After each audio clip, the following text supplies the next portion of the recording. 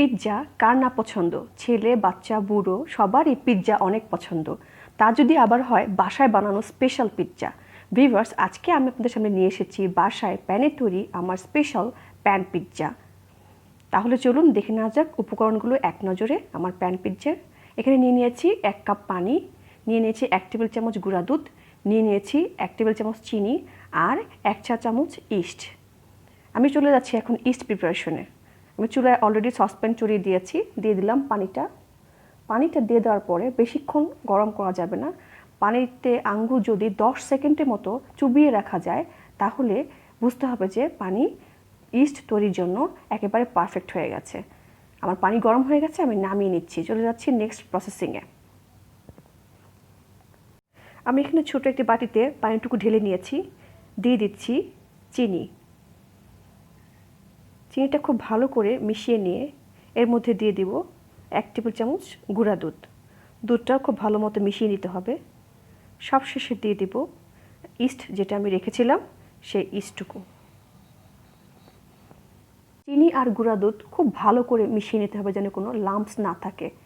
দিয়ে দিলাম ইস্টটুকু দিয়ে খুব ভালো করে নেড়েচেড়ে মিশিয়ে দিতে হবে। দরকার পড়লে একটু হাত দিয়ে দলাগুলো ভেঙে দিতে হবে, আমি যেরকম করে এখানে দিচ্ছি। ইস্টটা কিন্তু অনেকটা দলা পাকিয়ে গেছে। এ পর্যায়ে যতটুকু দলা পাকিয়েছে এতটুকু একটু হাত দিয়ে আঙ্গুলের সাহায্যে একটু মিশিয়ে নিলেই এটা কিন্তু মিশে যাবে। এরপর মিশানো হয়ে গেলে ঢাকনা দিয়ে বা কোনো একটা বাটি দিয়ে চাপা দিয়ে খুব ভালো করে ঢেকে রাখতে হবে, কমপক্ষে 35 থেকে 40 মিনিট। এখন চলে যাব চিকেন টপিংয়ের প্রিপারেশনে। আমি এখানে চিকেন প্যান পিৎজা বানাচ্ছি। তো চিকেন নিয়ে নিয়েছি আমি 250 গ্রাম, এখানে খুব ছোট করে কেটে নিয়েছি। 1 চা চামচ জিরা গুঁড়া, 1/4 টিস্পুন ধনে গুঁড়া, 1/2 চা চামচ চিনি, নিয়ে নিয়েছি 1/4 টিস্পুন হলুদের গুঁড়া, 1 চা চামচ প্যাপরিকা, 4-5টি কাঁচামরিচ খুব ছোট করে কেটে নিয়েছি, নিয়ে নিয়েছি 2টি মাঝারি সাইজের পেঁয়াজ খুব ছোট করে কেটে নিয়েছি, 1 টেবিল চামচ টমেটো সস নিয়েছি, 4টি এলাচ এবং 4 টুকরা দারচিনি, নিয়ে নিয়েছি এখানে 1/2 চা চামচ রসুন বাটা, 1 চা চামচ আদা বাটা, 1 টেবিল চামচ কর্নফ্লাওয়ার আর 1 টেবিল চামচ হচ্ছে সয়া সস। চলে যাচ্ছি এখন চুলায়, দিয়ে দিলাম 1 টেবিল চামচ তেল দিয়ে দেওয়ার পরে তেল যখন গরম হয়ে আসবে সে মুহূর্তে আস্তে আস্তে বাকি উপকরণগুলো মিশাতে হবে।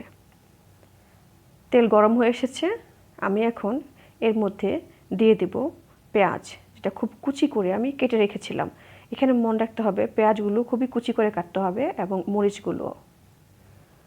পেঁয়াজটা দিয়ে দিলাম, পেঁয়াজটা খুব ভালো করে সটে করে নিতে হবে এবং ভাজতে ভাজতে যখন হালকা গোলাপি রঙের হয়ে আসবে সেই মুহূর্তে আমি এখানে দিয়ে দিব বাকি উপকরণ।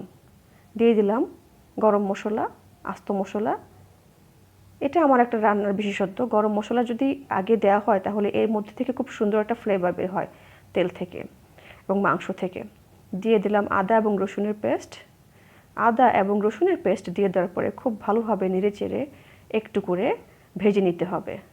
ভাজা শেষ হয়ে গেলে জিরা গুঁড়া আর যে ধনে গুঁড়া রেখেছিলাম সেটা দিয়ে দিতে হবে। দিয়ে আবার 30-35 সেকেন্ডের মতো নাড়াচাড়া করে নিতে হবে। এরপর দিতে হবে হলুদের গুঁড়া আর প্যাপরিকার গুঁড়া যেটা রেখেছিলাম। খুব ভালো করে মশলা কষিয়ে নিয়ে দিয়ে দিতে হবে 1 টেবিল চামচের মতো পানি। দিয়ে দিলাম পানি এবং পানি দেওয়ার পরে আরও 30 থেকে 35 সেকেন্ডের মতো নাড়াচাড়া করে মশলাটি নাড়াচাড়া করে এর মধ্যে দিয়ে দিতে হবে টমেটো সস। এই টপিংটা যত মজা হবে পিৎজা খেতেও ততটা ভালো লাগবে। আমার মশলা কষানো শেষ হয়ে গেছে, আমি এই পর্যায়ে দিয়ে দিচ্ছি চিকেন, যেটা আমি খুব ছোট করে কেটে রেখেছিলাম। দর্শক, আমি এখানে একটু বলে নিচ্ছি, এখানে আমি কমপক্ষে 5টা পিৎজার টপিং বানিয়েছি। আমি একসাথে করে রাখাটা খুব পছন্দ করি, মানে আমার বাচ্চারা যখন তখন পিৎজা খেতে চায় যাতে আমি খুব সহজে বানিয়ে দিতে পারি তাদেরকে, তাই আমি একসাথেই করে রাখি সবসময় এরকম। খুব ভালো করে নেড়েচেড়ে একটু কষিয়ে সে পর্যায়ে দিয়ে দিতে হবে লবণ। এখানে আমি দিয়ে দিলাম স্বাদ মতো লবণ দিয়ে লবণ খুব ভালো করে চিকেনের গায়ে মিশিয়ে দিতে হবে নেড়েচেড়ে এভাবে। খুব বেশি জোরে নেওয়া যাবে না, কারণ চিকেনটা খুব ছোট করে কাটা, আর এখানে মুরগির যেহেতু বুকের মাংসটা নিয়েছি, বুকের মাংসটা কিন্তু এমনিতেই নরম হয়। তো লবণ মিশিয়ে দিয়ে আমি ঢেকে দিচ্ছি। ঢেকে দিয়ে 2 থেকে 2.5 মিনিট রান্না করার পরে আমি দিয়ে দিব সয়া সস। দিয়ে দিলাম সয়া সস। এর পর্যায়ে দিয়ে দিতে হবে যে চিনিটা রেখেছিলাম সেই চিনিটুকু দিয়ে আরেকটু নেড়েচেড়ে ভালো করে মিশিয়ে আরও কিছুক্ষণ রান্না করার পরে এর মধ্যে মিশিয়ে দিতে হবে যে কাঁচামরিচটুকু রেখেছিলাম। কাঁচামরিচটা সব শেষে দেওয়াটাই ভালো, কারণ এ থেকে খুব ভালো একটা ফ্লেভার আসে পিৎজায়। আপনারা ইচ্ছা করলেন কাঁচামরিচটা বাদও দিতে পারেন, কিন্তু আমার কাঁচামরিচের ফ্লেভারটা খুব ভালো লাগে পিৎজায়, কারণ একেবারে ঝাল ইউজ করা হয় না এখানে। কাঁচামরিচ থেকে যতটুকু ঝাল উঠে আসে অতটুকুই খেতে খুব ভালো লাগে। আমি যে এখানে কর্নফ্লাওয়ার রেখেছিলাম সেই কর্নফ্লাওয়ারটা আমি সামান্য একটু পানি দিয়ে গুলিয়ে দিয়ে দিচ্ছি। আমার চিকেনটা প্রায় হয়ে এসেছে। কর্নফ্লাওয়ার দেওয়ার পরে বেশিক্ষণ রান্না করা যাবে না। কর্নফ্লাওয়ারটা যখন সামান্য একটু ঘন হয়ে আসবে গ্রেভিটা, সেই পর্যায়ে আমি আস্তে আস্তে নেড়েচেড়ে নামিয়ে দেব। কর্নফ্লাওয়ার দেওয়ার ঠিক 2 থেকে 2.5 মিনিট পর নাড়াচাড়া করে আমি নামিয়ে নেব। আমার চিকেন রান্না হয়ে গেছে। এই পর্যায়ে আমাদেরকে গরম মশলাগুলো উঠিয়ে রাখতে হবে, কারণ পিৎজা যখন পিসে কামড় দেওয়া হয় তখন এই গরম মশলার যখন কামড় পড়ে তখন সেটা খুব ভালো লাগে না।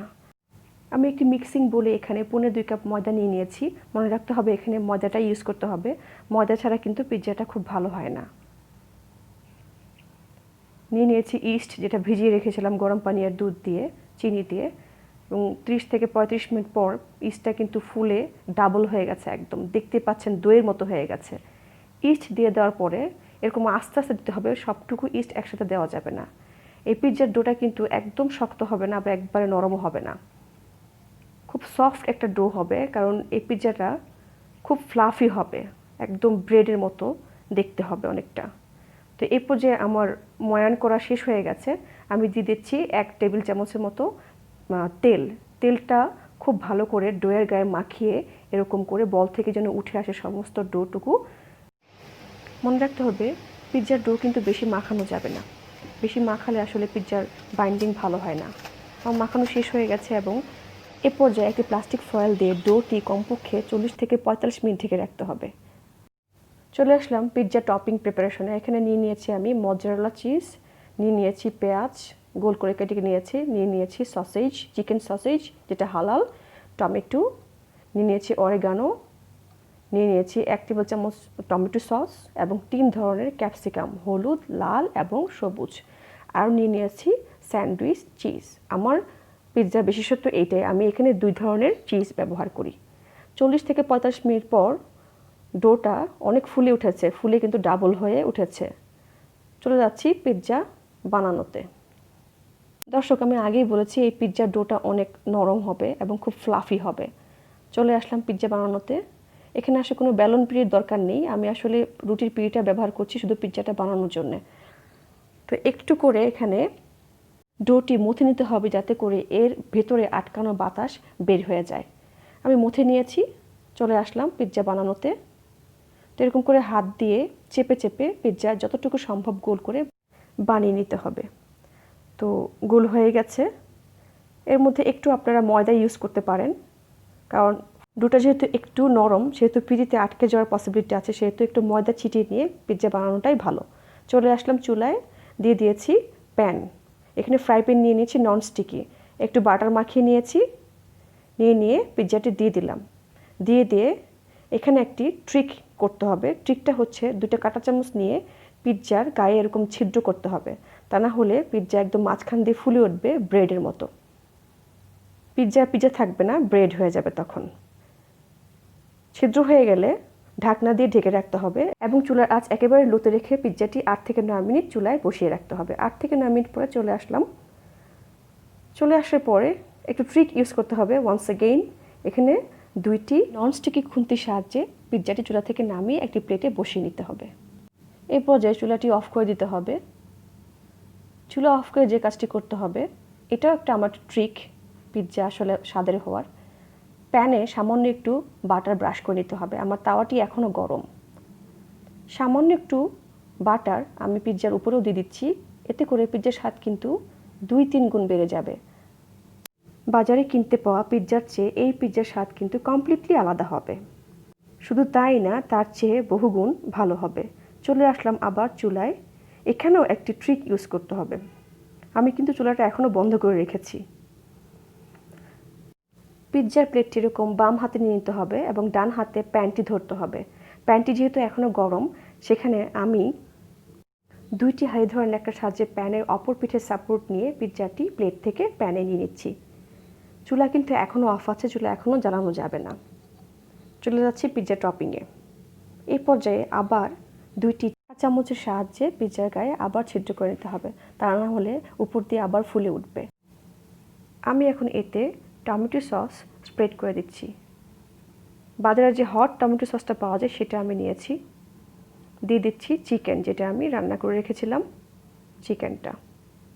চিকেন দেওয়ার পরে এখানে আমি দিয়ে দিচ্ছি মজেরেলা চিজ। আমি চিজটা ছোট করে কেটে নিয়েছি এবং পিৎজার উপরে ছড়িয়ে দিচ্ছি। তো এরকম ছড়ানো হয়ে গেলে এর উপর দিয়ে দিতে হবে টমেটো, যেটা খুব পাতলা করে স্লাইস করে রেখেছি।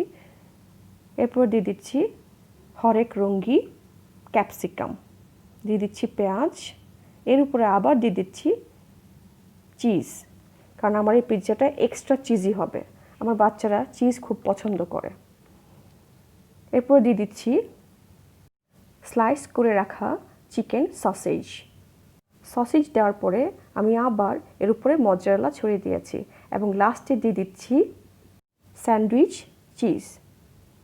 স্যান্ডউইচ চিজ দেওয়ার পরে এর উপর দিয়ে দিচ্ছি ক্যাপসিকাম। এতে কিন্তু পিৎজার লুকটা অনেক সুন্দর আসবে। সাজিয়ে নিচ্ছি লাল, সবুজ এবং হলুদ ক্যাপসিকাম দিয়ে। একটু পেঁয়াজ দিয়ে নিয়েছি গোল করে কেটে রাখা, দিয়ে দিলাম চিকেন সসেজের স্লাইস। লাস্টে একটু মজেরেলা আমি স্প্রিঙ্কল করে নিচ্ছি। এটা অপশনাল, আপনারা দিতেও পারেন, নাও দিতে পারেন। দিয়ে দিলাম অরেগানো দিয়ে দেওয়ার পর প্যানের ঢাকনা দিয়ে পিৎজাটি ঢেকে দিতে হবে এবং চুলার আঁচ একেবারেই লোতে রেখে পিৎজাটি কমপক্ষে 12 থেকে 15 মিনিট রান্না করতে হবে। এখানে অন্য কোনো তাওয়া ইউজ করতে হবে না। আমি এরকম করেই বরাবর পিৎজা বানিয়ে এসেছি। এই পর্যায়ে কি করতে হবে, একটি লবঙ্গ নিয়ে প্যানের ঢাকনার গায়ে যে ছিদ্র আছে সেটি খুব ভালো করে বন্ধ করে দিতে হবে, যাতে করে ভিতর থেকে কোনো হাওয়া বাহিরে বের হয়ে না আসে। এতে করে কি হবে, পিৎজাটি অনেক ফ্লাফি হবে। ঠিক ইলেকট্রিক ওভেনে পিৎজা বেক করলে যেরকম হয় ঠিক সেরকমই হবে। ফিরে আসছি 15 মিনিট পর। হয়ে গেছে আমার পিৎজা, এক্সট্রা চিজি পিৎজা। দেখতে কিন্তু অনেক সুন্দর হয়েছে, অসাধারণ লাগছে দেখতে ক্যাপসিকামের কালারের কারণে। নামিয়ে নিচ্ছি আমার পিৎজা চুলা থেকে। এখানেও ট্রিক ইউজ করতে হবে। 2টি ননস্টিকি স্প্যাচুলার সাহায্যে পিৎজাটি প্যান থেকে নামিয়ে আনতে হবে। নামিয়ে নিচ্ছি আমার special pan pizza, no oven pizza. Oven ছাড়াও যে পিৎজা এত সুন্দর করে বানানো যায়, তা আপনারা যদি আমার রেসিপিটি বাসায় ট্রাই না করেন তা না হলে বুঝবেন না। পিৎজা আমি নামিয়ে নিয়েছি এবং এর পিছন সাইডটাও কিন্তু অনেক সুন্দর হয়েছে। দেখতে পাচ্ছেন আমি উল্টিয়ে একটু দেখিয়ে দিয়েছি। আমি এখন পিৎজাটি কেটে নিব। কেটে একটি স্লাইস আপনাদেরকে দেখিয়ে দিচ্ছি দেখতে কতটা অসাধারণ হয়েছে, কতটা ফ্লাফি হয়েছে এবং কত সুন্দর করে চতুর্দিক রান্না হয়েছে। কেটে নিচ্ছি আমার স্পেশাল পিৎজা, বেড়ে নিয়েছি। দেখতে পাচ্ছেন এক্সট্রা চিজটা একদম বেয়ে পড়ছে পিৎজার স্লাইসে গা থেকে।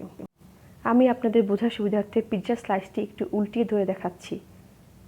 Perfect crunch at the bottom but fluffy and soft on the top. হয়ে গেল আমার এক্সট্রা চিজি পিৎজা। আশা করি আপনারাও আমার ভিডিওটি দেখে বাসায় ট্রাই করবেন।